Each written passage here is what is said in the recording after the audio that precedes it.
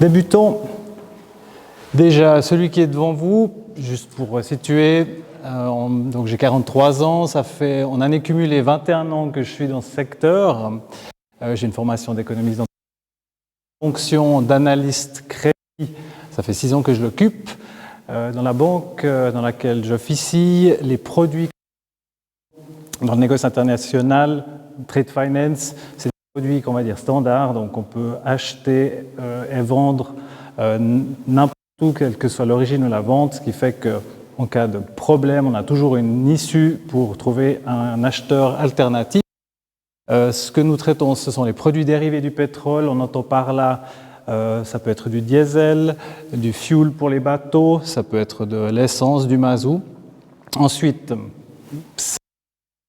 vous le verrez, charbon, mais aussi les métaux. Par là, ça veut dire les minerais de cuivre, minerais de fer.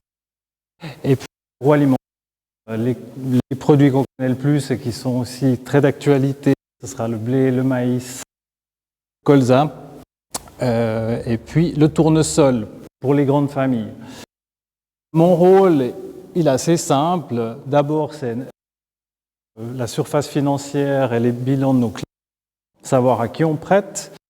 L'autre aspect, qui on a qui mène la barre derrière que l'on finance, l'équipe en place, est-ce qu'elle est expérimentée ou pas, comment fonctionne son modèle d'affaires, à qui ils vendent, à qui ils achètent, quel terme ils vendent, et puis après leur politique de risque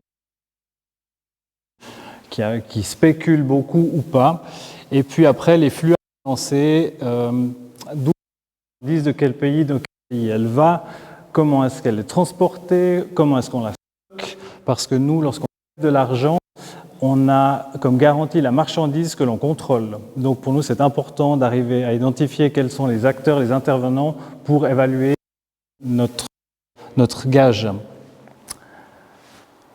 Et puis le bonus, forcément, dans ce contexte-là, sur l'actualité, comprendre les répercussions des faits internationaux qu'on peut dans les journaux. Le plus récent, dont l'amplitude est la plus violente, c'est la guerre en Ukraine. Alors, le fossile, thème rassembleur, et malheureusement, je pense que je prêche à beaucoup de convaincus dans cette salle. Je pense que les gens qui sont en sciences politiques opposés auraient tout autant intérêt à venir écouter ce que j'aimerais vous exposer ce soir, parce que ça réunit finalement les deux camps, à savoir le premier qui perçoivent un problème peut-être futur et commun, avec d'autres qui perçoivent peut-être un problème immédiat. Et c'est mieux. Donc, on voit qu'au moins à ce niveau-là, on devrait arriver à avoir tous les bords politiques pour parler de la question des énergies fossiles. Situons un petit peu le cadre. Ça, c'était une déclaration de la World Bank le 26 avril, je vous le lis. Les conséquences de la guerre en Ukraine déclenchée par la Russie le 24 février vont provoquer un choc majeur sur les marchés des produits de base et modifier la physionomie des échanges, de la production et de la consommation dans le monde. Globalement, il s'agit du plus grand choc sur les produits de base que nous aurions connu depuis les années 70. Retenez années 70 parce que c'est un fait marquant qui est très structurant pour ce que l'on voit actuellement. Je reprends un petit peu à boire. Donc, ces jours-ci, que vous regardiez le TJ, la presse, même à bon entendeur, mardi passé, on parle de hausse de prix. Là, c'est un article qui dit que les conducteurs anglais devraient baisser leur vitesse pour essayer de consommer. Là, on parle forcément de ce qui nous touche tous, le prix des carburants. C'est ce qui est souvent le plus saillant. Le but de cette soirée, c'est de donner une lecture à tout ce contenu qu'on a, dont on ne connaît pas forcément la base, mais pourtant il y a un point commun. Souvent, on voit les prix à la consommation les plus traités, c'est le prix de nos chauffages à la pompe à essence. Et c'est à l'image d'un iceberg, c'est peut-être voir plus ce qu'il y a sous l'eau, et qui peut-être m'amusera de lire beaucoup d'articles parce que vous comprendrez peut-être l'origine de... Au niveau de la présentation, en 3 parties, connaître ces gammes, des dealers qui s'essoufflent et une désintoxication compliquée, un petit peu énigmatique, mais comme ça capte votre attention. Connaître ces gammes, que je faisais du piano, forcément, il y a toute cette partie technique où, pour arriver à jouer un morceau correctement, il faut au moins connaître ses bases, et c'est ce qu'on va voir maintenant. D'après les conversations que j'ai avec différentes personnes, ce que je vais vous exposer n'est pas forcément très connu et méconnu, et ce n'est pas compliqué à saisir, mais ça vaut la peine de, une fois rappeler certaines bases. Bon, ça c'est la photo de 1971 qui avait été prise de la planète Terre, qui fait 13 000 km de diamètre. Elle n'a pas bougé. À l'intérieur, on comprend que les ressources sont finies, il n'y a pas d'apport de l'extérieur, donc tout ce qu'on a sur la Terre est fini. Le pétrole est une énergie renouvelable, mais en 60 millions d'années. On se rend compte des échelles dont on parle, donc c'est une boutade. Je passe à la suite. Alors, maintenant, l'énergie est... Là, je reprends une présentation de cet ingénieur français. Les muscles les plus puissants, c'est nos jambes. En pédalant à un rythme normal, pendant une journée complète, on arrive à produire Tour de France, je crois, qui sont les meilleurs athlètes qu'on connaisse. Sur la moyenne du Tour de France, je crois qu'ils font entre 200 et 250. Donc, 100 watts, elle est sympa à retenir. Après, vous voyez un grille-pain, c'est le même que j'ai à la... Ce modèle-là, cette même couleur. Et vous voyez qu'il fait déjà 900 watts. Donc, 3 personnes que nous sommes n'arriveraient pas en pédalant à chauffer les toasts du matin. Ensuite, ça c'est le tracteur qu'avait mon papa, le dernier qu'il a, qui est un Fiat qui a été produit au milieu des années 90, 115 chevaux, 86 kW. Lorsque mon papa l'a puissance, donc le moteur à son régime de 86 kW, c'est l'équivalent de 860 tonnes. Donc on prend conscience qu'avec un simple réservoir rempli de diesel, on arrive à remplacer 860 personnes. Un de ces que l'on voit dans les mines à ciel ouvert, je crois que c'est 400 tonnes. Et puis là, c'est 4000 chevaux, c'est l'équivalent de 29 000 personnes par un seul conducteur. Le stade du Wankdorf fait 32 000 personnes, presque un stade entier pour reproduire la puissance d'un de ces camions. Et dans les mines à ciel ouvert, il n'y en a pas qu'un seul. Alors vous allez me dire, bon, c'est sympa tout ça, c'est que des choses qui sont très abstraites. Ben, on prend à la rue des Charpentiers à Morges. Je me suis amusé parce que c'est assez facile. Une fois que vous commencez à faire des conversions de combien représente en équivalent chaque machine qu'on voit, ben, cette machine-là qui sert à aplanir l'asphalte, eh ben, elle a un moteur de 74 kW, c'est l'équivalent de 74 personnes. Et quand vous regardez tout le gros œuvre, tous les travaux à l'extérieur, vous êtes avec des motorisations thermiques et encore très peu d'électrique. Donc on voit que finalement le fossile et les carburants sont présents partout. Les carburants fossiles, alors que ce soit le pétrole, le charbon et le gaz, dans le mix mondial, c'est 80% de la consommation. Alors on peut se dire, ok, 80%, représentative, on le verra plus tard. Ces 80%, ils structurent tous nos modes de vie, que ce soit, comme on l'a vu avec le tracteur de mon papa, l'agriculture qui s'est organisée, l'extraction dans les mines, et puis ensuite les processus industriels, tels que les fers à béton qui ont pu construire l'immeuble qu'on a dans le quartier de la Gare, dans le ville. Voilà, ça c'est un des graphiques qui n'est pas très connu, qui n'est pas présent à l'esprit des gens. on a la consommation mondiale par personne. Puis, alors, il y a quelques faits que j'aimerais rappeler, que moi, franchement, avant de m'intéresser à ce sujet, je n'avais pas forcément pris conscience. Alors, le bois, ça a été forcément une des premières énergies utilisées plutôt en déclin parce que c'était plutôt pour le chauffage. La seconde, c'est le charbon qu'on connaît tous. Là où j'aimerais bien attirer votre attention, c'est que le charbon, on se dit, bon, en Suisse, on n'en consomme plus, mais vous voyez que jusqu'à nos jours, sa consommation n'a fait que de progresser. Donc ce n'est pas une énergie qui a été substituée, remplacée par d'autres. Vraiment, ce qu'il faut retenir de ce graphique, c'est que chaque énergie est venue s'ajouter aux précédentes. L'énergie reine, c'est le pétrole, parce que c'est la plus facile à transporter. Vous voyez son expansion, le gaz. Et puis, ce qui occupe la majeure partie des articles que l'on lit, actuellement, transition énergétique, air, hydro, les renouvelables, mais regardez ce que ça représente dans le mix mondial. Finalement, à cette échelle-là, pour remplacer ce qui est ici, on est sur un défi conséquent. Le deuxième que j'aimerais exposer, c'est un article du Temps, mais c'est un sujet que j'avais déjà vu, où on parle de PIB, mais le PIB, c'est une unité économique qui est assez abstraite. En réalité, le PIB mondial ou le PIB d'un pays, ce n'est qu'une valeur de l'énergie consommée. En relation les quantités d'énergie avec les PIB, on voit que tout. Donc, une croissance sans disponibilité en énergie, et pour l'instant, elle reste à démontrer.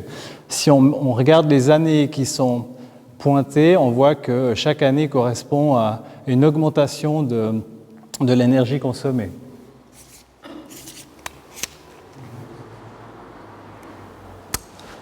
Maintenant, ce qui nous intéresse, c'est le titre de la conférence, c'est l'impact de la guerre sur les énergies et les matières premières. Ce graphique, il représente l'approvisionnement de l'Union européenne avec les pays. Alors, maintenant que le conflit est éclaté, tout le monde est bien au courant que la Russie est une part importante. Vous la voyez ici avec 30%. J'oublierai pas non plus le Kazakhstan, qui reste un État quand même assez aligné, qui est aussi important. Et puis, vous pouvez vous rendre compte qu'il y a des couleurs différentes.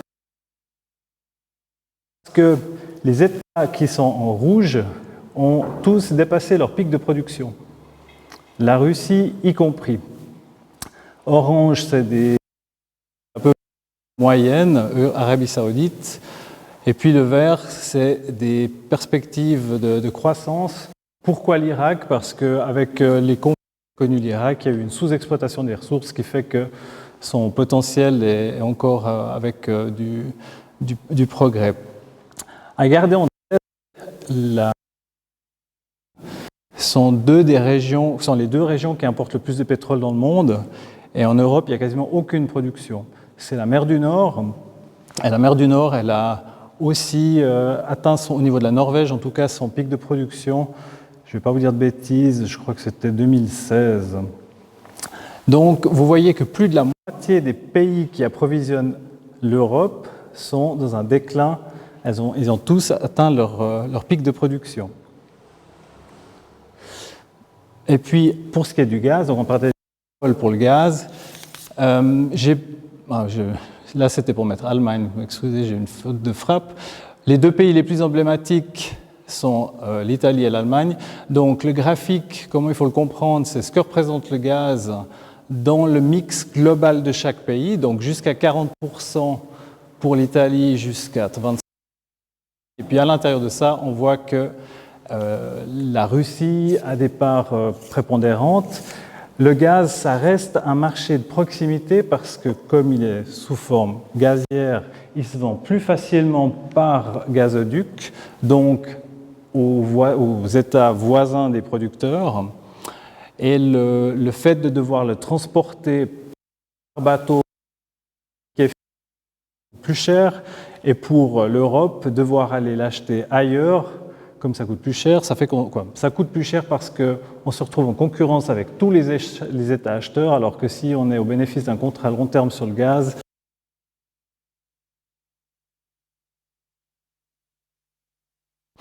le gros problème actuellement, c'est qu'on peut, même si on décide de payer plus cher, il n'y a pas forcément les infrastructures, les terminaux portuaires pour amener des bateaux, et il n'y a pas forcément la flotte de bateaux pour remplacer ce que les gazoducs acheminent vers l'Europe. Donc on comprend à quel point c'est difficile pour la de se passer alors qu'il représente son mix énergétique. Maintenant, on va se dire, parlons de la Suisse. Moi, souvent, que j'essaie de... Les premières images qui viennent à l'esprit lorsque on a ce sujet en tête, on se dit, déjà, on a eu des prédécesseurs qui ont fait des investissements profil de nos montagnes pour ériger des barrages. On a des moyens, tertiaire qui est important, donc peut-être moins consommateur que de l'industrie lourde qu'on peut trouver à l'étranger. Et puis ensuite, les écoles qui sont là avec des solutions qui seront à la pointe pour amener vers une transition énergétique. Souvent, ce qu'on pense, à mon avis, c'est pas forcément juste, on se dit, il y en a pas comme nous, quoi. Avec l'argent, on peut tout acheter. Et on voit que la Suisse, en termes de progression de consommation, déjà comparée aux précédents qu'on a vus, elle n'est pas forcément.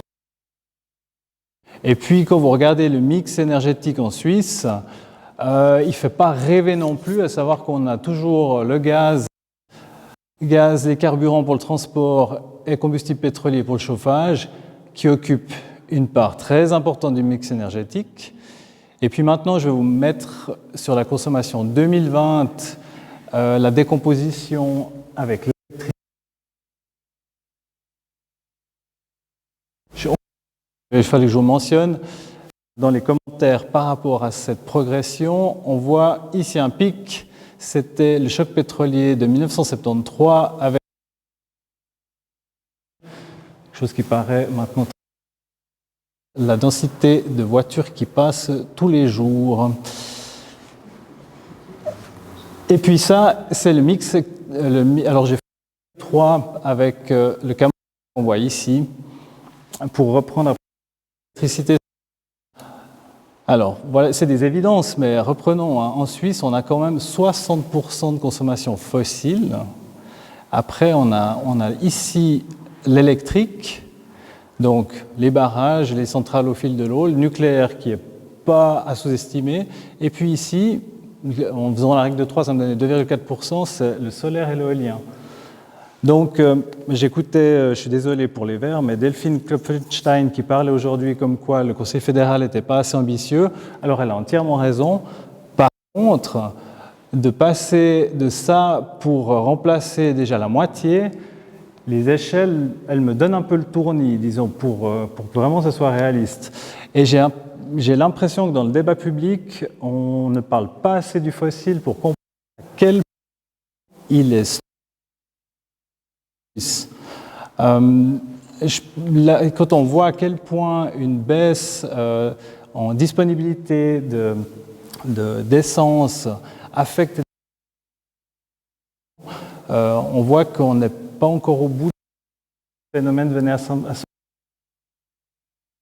Donc voilà, donc l'électro et puis donc que ce soit le solaire et puis l'éolien, ça représente.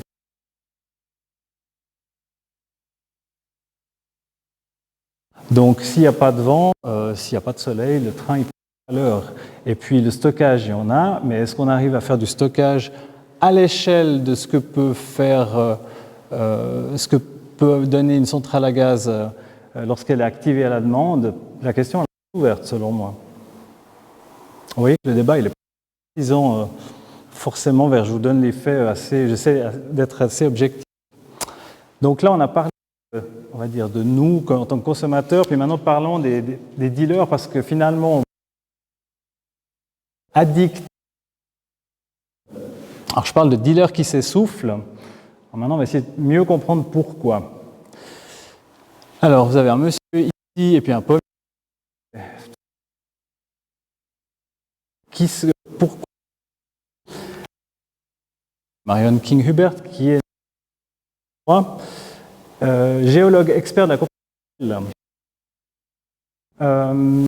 prédit le pic pétrolier. Je vais vous expliquer pourquoi. Mais maintenant, je vais sur le pommier parce que les réserves de pétrole, toute réserve, on peut lui appliquer le même raisonnement lorsqu'on. C'est qu'on va d'abord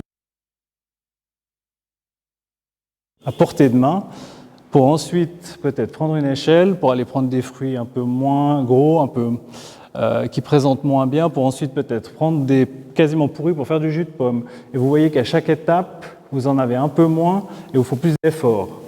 Alors ce que Marion King-Hubbert il a fait à cette époque-là, c'est qu'il avait réussi à modéliser quand un pays atteignait son pic de production.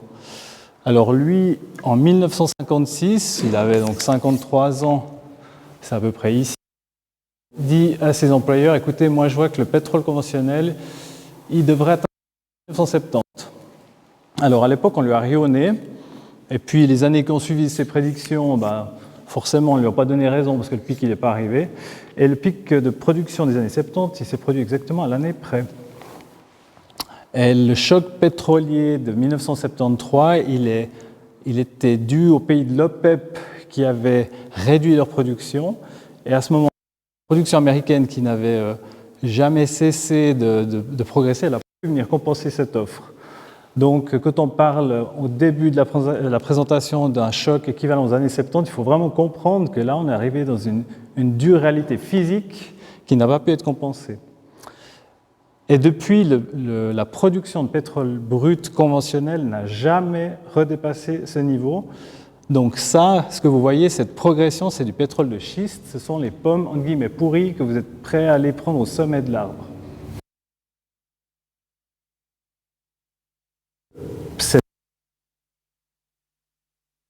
J'ai pas repris la référence, mais l'année 2008, du choc de 2008, a aussi été un choc de pétrole conventionnel mondial qui avait été prévu, je crois, en 1998 par deux personnages aux États-Unis. Ça s'est sorti dans Scientific America. J'ai pas recherché la référence, j'avais retrouvé, mais je l'ai pas noté.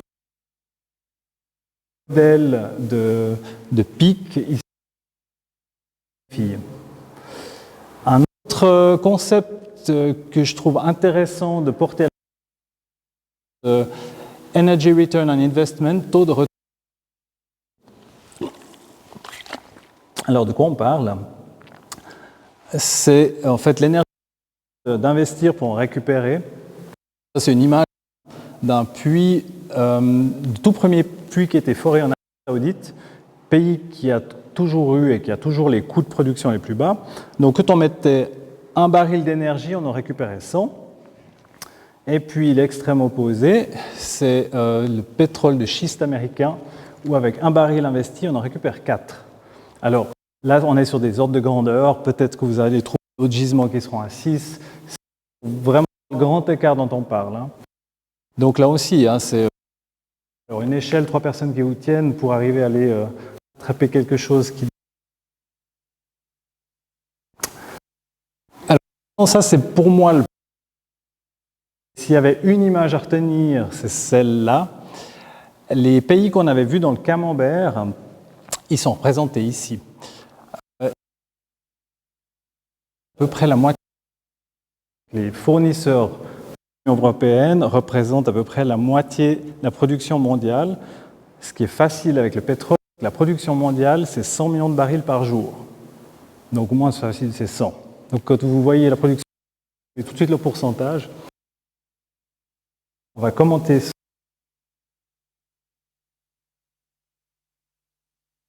Parce que je ne l'ai pas sorti de Facebook.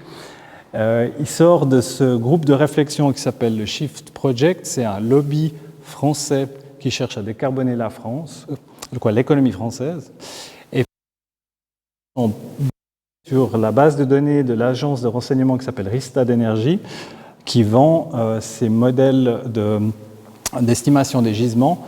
C'est des informations très coûteuses que ce think tank a pu obtenir à un prix beaucoup plus bas.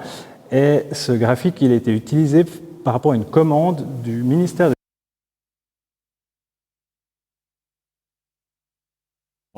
qui sont des débutants. Et puis, donc maintenant, on va passer sur qu'est-ce qu'on peut retirer de ce graphique. J'ai mis des drapeaux, c'est plus simple. Déjà, le rappel, c'est que majeur, vous voyez, j'ai mis le drapeau ici, hop, c'est le deuxième producteur après l'Arabie Saoudite qui est ici. Et puis après, comme on ne va pas tout commenter en détail,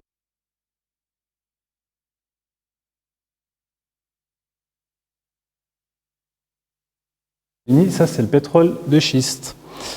Alors, qu'est-ce qu'on peut tenir déjà du Covid, où il y a eu cette très forte baisse de la demande, où on est arrivé à un point en 2020 où on payait pour qu'on achète du pétrole. Mais après, tout cela a gentiment repris. Et puis, on remarque plusieurs choses. Déjà, on revoit notre pic des années 70. On voit qu'en 2008, on avait atteint ce pic supposé du pétrole conventionnel. Et on voit que jusqu'à nos jours, c'est le pétrole américain qui a réussi à combler la demande énergétique mondiale. Et puis ça, c'est le futur. Et un futur qui se calcule, le modèle qu'on a vu, une déplétion des ressources, où on voit que sur la décennie en cours, on va sans doute atteindre, on est déjà sur un plateau énergétique, chercher du pétrole ailleurs, ça sera surtout pour remplacer celui qui est de moins en moins disponible, mais ça ne sera pas forcément pour avoir un top-up, pour répondre aux besoins de l'économie. Et puis après, on voit que il y a un scénario optimiste et puis pessimiste. Donc après, on n'est encore pas certain que le scénario optimiste se produise. Maintenant, quelques observations aussi utiles à rappeler entre la production et la découverte du pétrole conventionnel. Vous voyez que de 1950 à 1980, on a des découvertes qui sont les barres verticales, qui sont significatives, et une production au fur et à mesure des découvertes qui progresse. Et à partir de temps, clairement, puis on voit que sur la dernière décennie, là, clairement, les découvertes ont sacrément baissé. Alors, si on veut être peut-être critique par rapport à ce premier graphique, on va se dire, ouais, mais est-ce qu'on a assez cherché? Est-ce qu'on a mis assez d'engrais dans le système? Alors, c'est le deuxième graphique qui va répondre à cette question. Ça, ce sont les investissements consentis dans la recherche et le développement d'hydrocarbures. Vous voyez que sur la décennie que l'on a observée juste avant, qui était la plus pauvre, on n'avait jamais mis autant d'argent. Donc, ça donne ce que j'appellerais un faisceau d'indices pour dire qu'en effet, on semble tomber dans une réalité physique où ça va être difficile à alimenter besoin en pétrole en rapport avec la demande. Et puis là-dedans, la petite de la conférence de la guerre sur les matériaux. Alors on reprend Rystad Energy, qui eux avaient fait un que l'on voit sur le premier graphe du haut, si je tourne mon petit bâton, hop, ça c'était avant ce graphe-là, de quelles étaient les projections de la production. Alors, cette partie en bleu, elle correspond à cette ligne ici. Et puis ça, c'est le Covid. Et puis ça, c'est le début de la guerre. Ici, c'est le début de la guerre. Et déjà, alors c'était simple. Avant, la Russie faisait à peu près 10 millions de barils par jour, donc 10%. L'impact du conflit fait que tout d'un coup, ça s'est écrasé. Et on perd déjà 1 million de barils à peu près par jour entre ce point-là et ce point-là. Et on voit que ça fait exploser les prix de l'essence et des hydrocarbures. Là aussi, ça montre que les autres producteurs n'arrivent même pas à compenser ce pourcent que produit la Russie. Il y a eu des relâches de stocks stratégiques aux États-Unis, 180 millions de barils, mais c'est l'équivalent de 1 baril par jour pendant 6 mois. Donc, on voit qu'il y a des annonces, mais la réalité fait que chacun la limite de ce qu'il peut produire. Et ça semble corroborer justement ce qu'on voit sur le graphique du haut. Voilà, oui, j'avais mis Covid et puis après irruption de la guerre.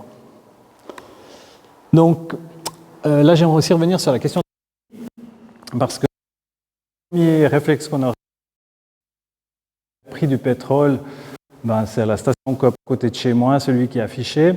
En fait, ce n'est pas une bonne interprétation, ce n'est pas un bon indicateur. L'indicateur que vous aurez, coût d'investissement. Ça sera pour le pétrole. Si tout d'un coup l'économie s'écrase, on va le voir juste après, si ça baisse, pourquoi? Vous allez avoir le cas de la Chine qui va par exemple confiner toutes des régions entières avec une activité industrielle qui plonge. Et à ce moment-là, la demande baisse brutalement. Ceux qui arrivaient avec des coûts de production très élevés arrivent plus, eux, à la rentabilité, ce qui fait que les prix... là, je suis en train de me mélanger. Je vais reprendre. Les coûts d'investissement, parce que finalement, alors, quand ça monte, le prix va toujours s'indexer sur celui qui a le coût le plus cher pour répondre à la demande. Et puis alors après, ça peut baisser. Puis quand ça baisse, pourquoi? C'est lorsque vous avez vraiment une baisse de la demande. Et puis là, on a des exemples actuels qui sont avec la Chine. Voilà. Quand l'industrie tout à coup met un coup d'arrêt, on voit que ce sont les seuls moments où il y a des baisses de prix. Mais le phénomène de diminution des volumes disponibles, finalement, ce sont des oscillations, mais qui feront des hauts et des bas, mais qui iront toujours un peu plus haut quand elles remontent. C'est ça qu'il faut garder. Donc, on peut peut-être s'attendre à avoir une essence qui repasse à 1,80, mais peut-être qu'elle remontera à 2,50, alors que la dernière fois, c'était à 2,40. Prix du gaz, c'est un des points que j'avais appris sur un article du FT. Pourquoi est-ce que souvent on parle de prix du gaz qui explose? Alors, il y a tous les contrats à long terme qui permettent de lisser, mais ces espèces de pics qu'on peut lire, ils tiennent à ce mécanisme de fixation qui est relaté ainsi, à savoir que lorsque les électriciens doivent acheter de l'énergie, c'est que de toute façon, que ce soit le solaire ou l'éolien, qu'on le veuille ou non, ils produisent de l'énergie, donc eux, ils arrivent sur une enchère où ils proposent gratuitement. Et puis ensuite, on a les énergies activables, pilotables, comme l'hydroélectrique, qui viennent ensuite se mettre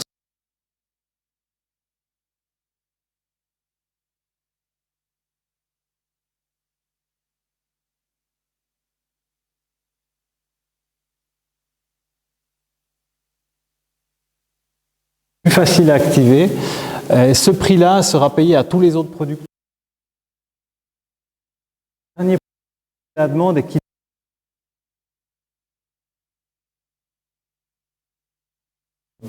autres ne suffisent pas, forcément, il n'y a plus que le gaz qui demande. Alors maintenant, dans les rappels de ce qu'on a vu, en tête que le PIB, c'est finalement l'énergie qu'on consomme. Si cette énergie, elle se fait plus rare, le PIB va en souffrir. Et comme on voit en Suisse à quel point on est tributaire de sources fossiles qui vont...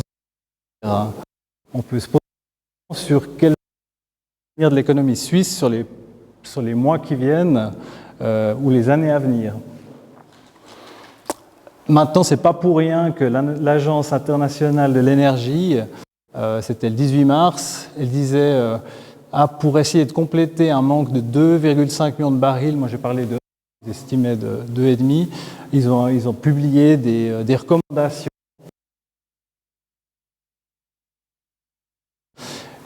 Vous voulez lire, mais on parle souvent réduire la vitesse sur les autoroutes, faire des transports publics plus accessibles. On parle aussi de faire des car-free Sunday, des dimanches 70. On voit que de l'Agence internationale de l'énergie, c'est de se dire mais il faut essayer d'économiser au maximum tout ce qu'on peut. Et l'Agence internationale de l'énergie se base sur les données de Rystad. Lorsque le coût de l'énergie augmente, ben vous le comprenez, augmente. Comme ça structure l'entier de nos modes de vie, que ce soit au niveau de...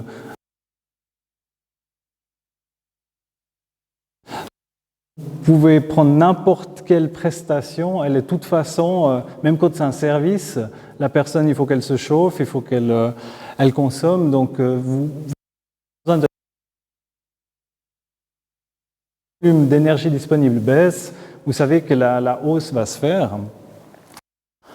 On voit typiquement, c'était sur le site du FT où on pouvait faire apparaître les pays que l'on voulait en termes d'inflation.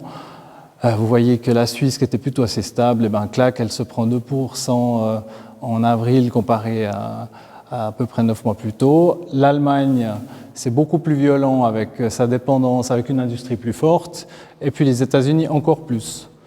Et alors, pas forcément dû à un manque d'énergie, ça sera un des agents économiques qui manque. Si ça peut être là, tout monter.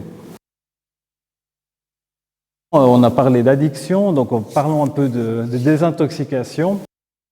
Ici, c'est une mine de cuivre, si je ne m'abuse, avec un des gros camions qu'on a vu qui fait 29 000 personnes en équivalent.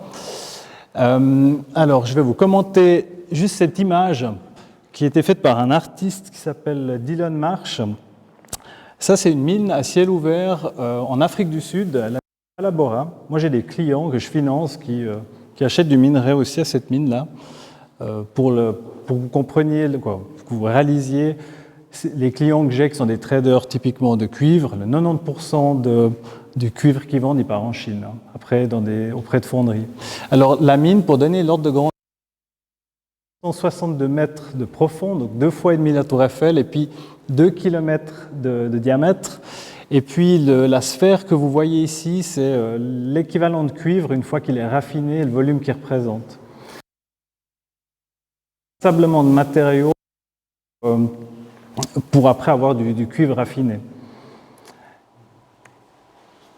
Et puis, je parle de cuivre et je ne parle pas de lithium parce que souvent, il y a souvent le cobalt dont on parle, le lithium, mais rien que le cuivre. Prenez simplement les véhicules, j'ai pris un Tesla Model 3 parce que j'ai pu trouver combien elle en avait, et puis c'est entre 8 métaux, un métal connu, on a déjà des augmentations de besoins pour substituer un moteur thermique qui sont déjà dans des ordres de grandeur. Et puis, ce qu'on oublie, c'est qu'une voiture électrique, elle a une borne, elle est encore reliée, donc il y a toute l'utilisation du cuivre pour relier la voiture. Donc, ce n'est pas forcément juste un facteur x3, x4 qu'il faut prendre en compte, il y a encore tout le réseau nécessaire qui va encore augmenter la demande en cuivre. Il y a encore l'aluminium, forcément, les voitures électriques sont déjà plus lourdes à la base, donc on va utiliser plus d'aluminium pour essayer de les alléger. L'aluminium,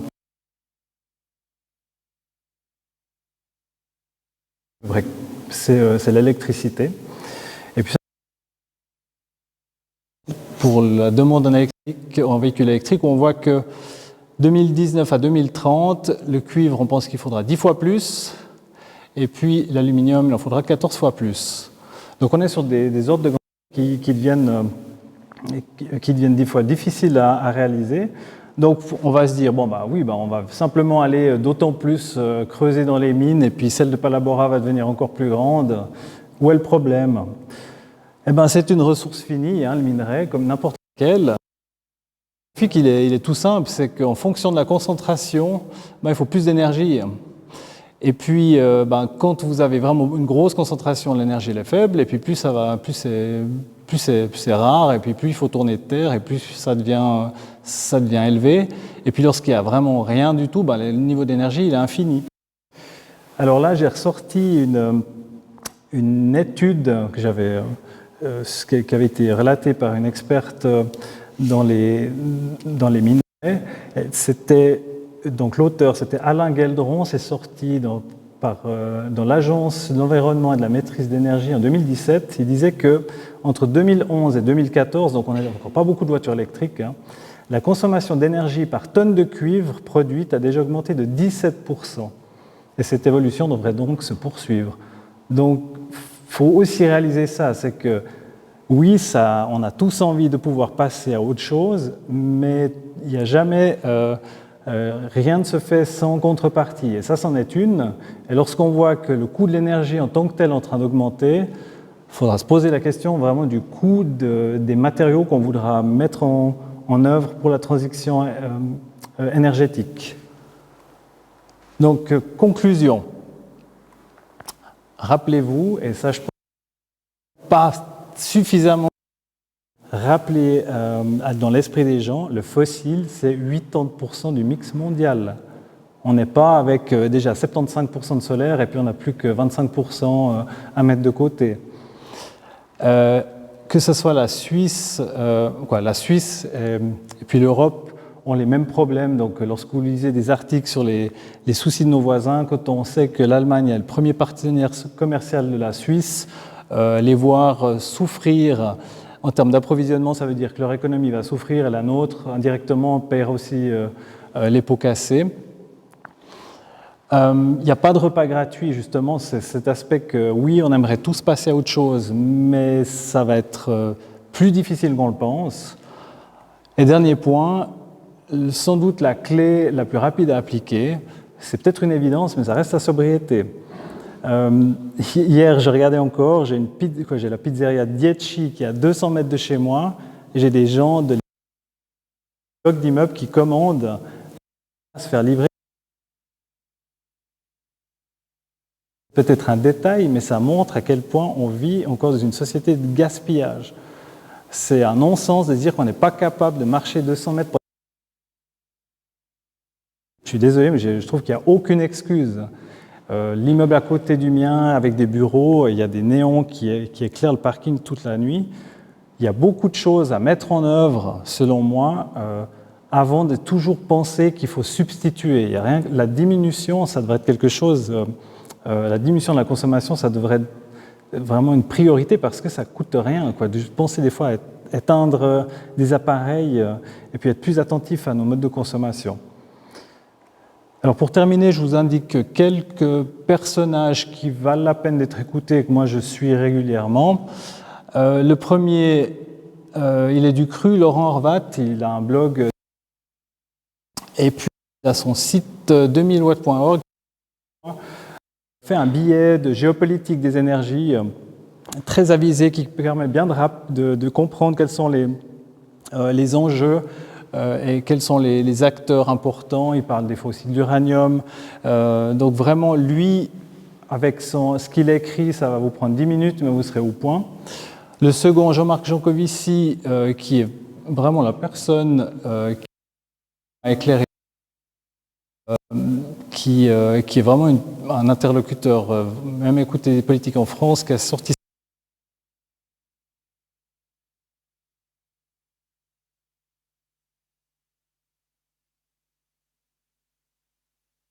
de conférences.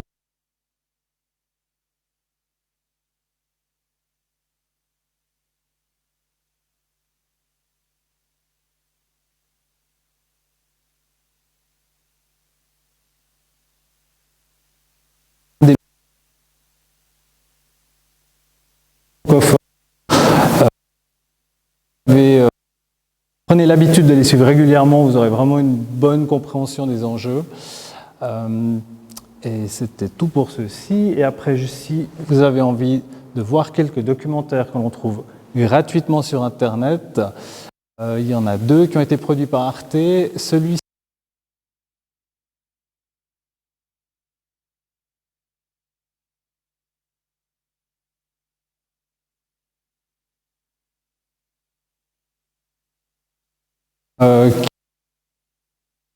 qui montre à quel point nos modes de vie ont... Et puis le troisième, qui est très intéressant, c'est comment on fait pour vivre sans pétrole, parce que finalement, il y a peu de précédents. Et puis Cuba, après l'effondrement du bloc soviétique, a dû drastiquement se réinventer. je ne suis pas en train de prêcher qu'il faut faire comme eux. Par contre, ça montre tout ce qu'ils ont mis en place pour continuer à vivre et puis arriver à manger. Parce que lorsque Cuba était encore sous protection de l'URSS, c'était une des agricultures les plus mécanisées au monde. Donc ils consommaient autant, voire plus de pétrole pour produire que les autres, et ils se sont mis à remettre des jardins dans les villes. Ils ont commandé des 500 000 vélos, je crois, pour que les gens puissent se déplacer comme ça. Je crois même qu'ils mettaient des amendes aux gens qui ne prenaient pas les autostoppeurs, donc pour essayer d'optimiser les transports. Et puis, ils ont réussi à s'en sortir. Alors, c'est peut-être pas le pays le plus difficile pour passer l'hiver, mais ça donne un peu une idée de ce que peut demander comme effort pour arriver à substituer du pétrole. Voilà, merci pour votre attention.